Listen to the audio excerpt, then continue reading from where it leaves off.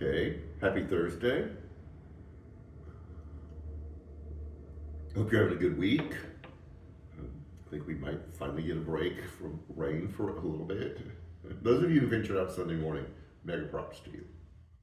Okay, the question is going to be buried a little bit deeper into this first. Um, this past Monday night, we had Man Cave, big group. I need to get more food. we keep having more than I anticipate. I need to be more optimistic. Um, and we finished up Sermon on the Mount. So we finished with the story of the wise and the foolish builders. You know, the man who built his house on the rock and the man who built his house on the sand. And Jesus was saying that the man who built his house on the rock was putting all of the practices that he had talked about earlier into his life. All these things that Jesus taught, all these things that he talked about, all these truths that he told, that if you begin to put those into practice, that's what will hold you in place when things get tough.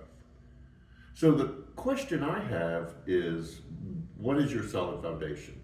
Like when they build a skyscraper and they drive the pylons way deep into the ground to kind of hold it into place, what is yours?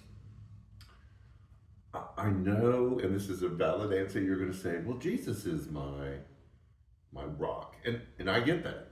Nothing wrong with that.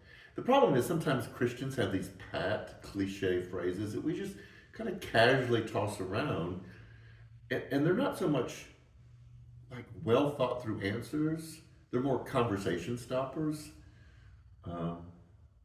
And sometimes when we do have that storm, that pat cliche phrase we find isn't solid enough to hold us into place.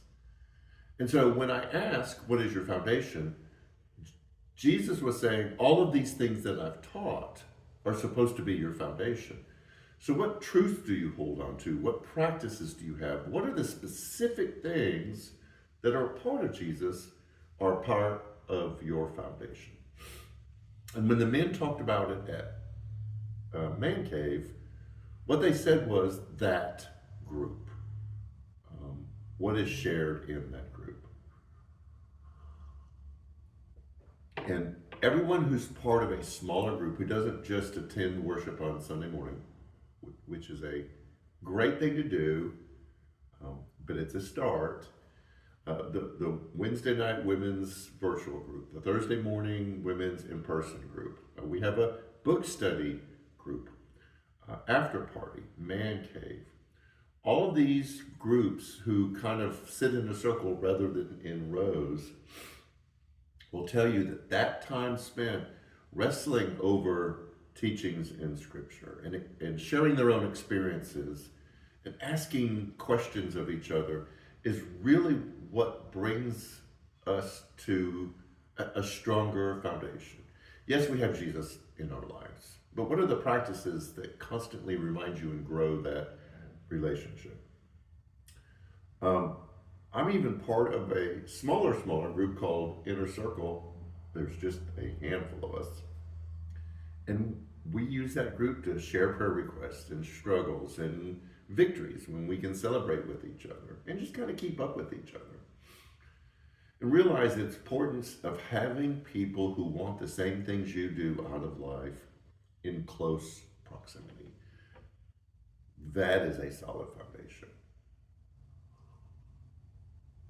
So as we finish up the Art of series, this one's the Art of Community. I know I've talked about this before, and I've talked about it a lot. Back when we did the Vision series, the Sunday after Easter, Gathering, Growing, and Going, we talked about gathering. That's what community is.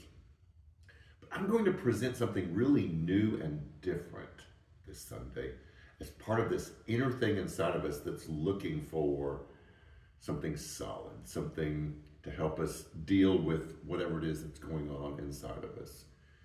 And it's going to be very useful. And I'm not going to tell you what it is because I want you to tune in on Sunday.